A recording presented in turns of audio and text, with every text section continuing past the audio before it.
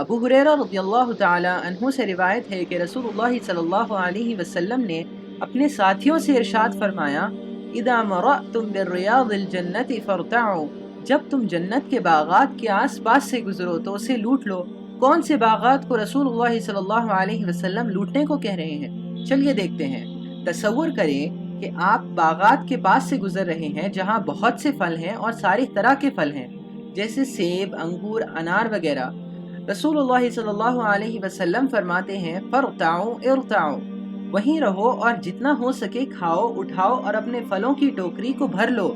رسول اللہ صلی اللہ علیہ وسلم فرماتے ہیں، جب تم ان باغات کے پاس سے گزرو تو جتنا ہو سکے لوٹ لو۔ صحابہ رضی اللہ تعالی عنہ نے فرمایا، یا رسول اللہ وما ریاض الجنہ، یا رسول اللہ یہ کون سے باغات ہیں؟ یہ کس باغات کی آپ بات کر رہے ہو کہ ہم اس بے حساب لوٹ لیں؟ کہاں ہیں یہ باغات؟ رسول اللہ صلی اللہ علیہ وسلم نے فرمایا، المساجد، مسجد جنت کے ایک باغ کی طرح ہے۔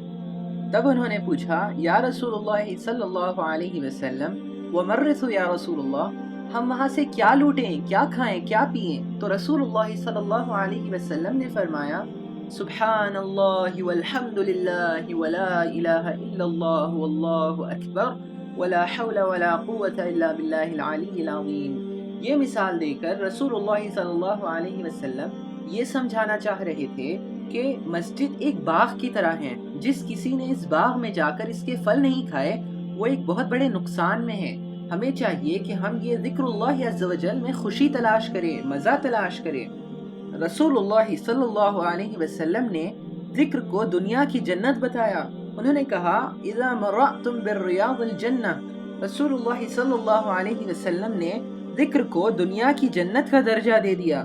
اور اسی لیے کچھ سلف الصالح رحمہم اللہ کہا کرتے تھے، اللہ کے ذکر و تسبیح بیان کرنے سے ایک وقت آتا ہے جب ہمارے دلوں میں بے پناہ خوشی کا عالم ہوتا ہے، یہ صرف اور صرف اللہ کے ذکر اور تسبیح بیان کرنے سے آتا ہے۔ اور وہ یہ بھی کہا کرتے تھے کہ اگر جنت کے لوگوں کو ذکر اللہ عز و جل کے لطف کے بارے میں پتہ چل جائے تو وہ اسے جنت کے احساسات میں سے ایک احساس مان بیٹھے، اسے جنت کے احساس سمجھ بیٹھے۔